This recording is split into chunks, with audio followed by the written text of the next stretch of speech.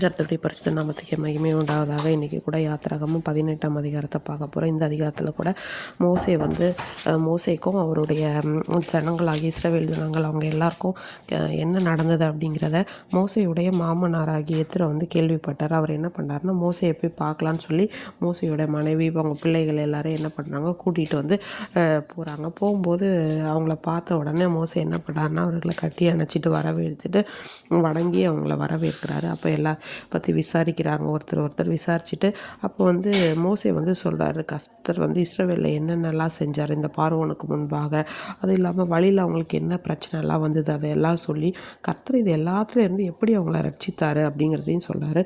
கர்த்தர் இஸ்ரவேல் செய்த நன்மைகள் எல்லாத்தையும் கேள்விப்பட்டு இத்தனை ரொம்ப சந்தோஷப்பட்டு என்ன பண்ணார்னா, கர்த்தருக்கு ஸ்தோத்திரம் செலுத்தி அடுத்து இருக்கிற எல்லா தேவர்களை பார்க்கலும் கர்த்தர் பெரியவர் அப்படிங்கிறத அவர் நான் அறிந்திருக்கிறேன் அப்படின்னு சொல்லிட்டு அடுத்து என்ன பண்ணார்னா, மோசையோட மாமா சர்வாங்க தகன பலி மற்ற பலி எல்லாத்தையும் தேவனுக்காக செலுத்துகிறாங்க. அடுத்து எல்லாரும் இருந்து தேவ சமூகத்தில் போஜனம் பண்ணுறாங்க. மறுநாள் ஜனங்கள் நியாயம் விசாரிக்கிறதுக்காக மோசே காலையிலேருந்து சாயங்காலம் வரைக்கும் உட்கார்ந்துருக்காரு.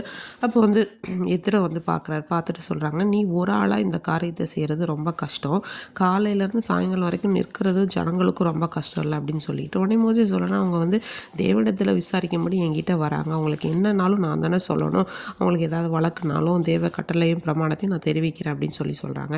உடனே மோசையோட மாமா சொல்ல, நீ செய்கிற காரியம் நல்லதில்லை. ஏன் சொல்கிறேன்னா, நீயும் உன்னோட ஜனங்களும் ரொம்ப சோர்ந்து போயிடுவீங்க. இது ஒரு பெரிய பாரமான காரியம். எதனாலனா, ஒருத்தரால் இதை செய்ய முடியாது. இப்போது என்னோடய பேச்சை கேளுங்க, நான் உங்களுக்கு ஒரு ஆலோசனை சொல்கிறேன், அதே மாதிரி நீங்கள் பண்ணலாம்.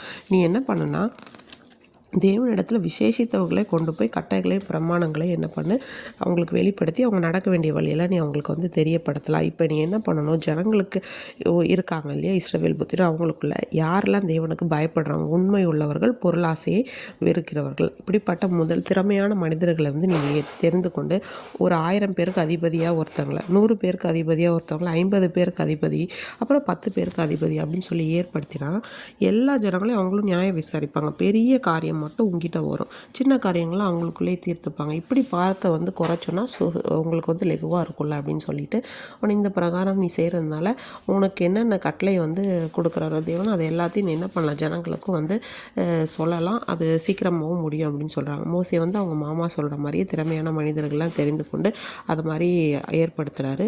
அப்போ ஜனங்களை எல்லாம் நியாயம் விசாரிக்கிறாங்க. வர்த்தமான காரியத்தை மட்டும் மோசே கிட்ட கொண்டு வந்தாங்க.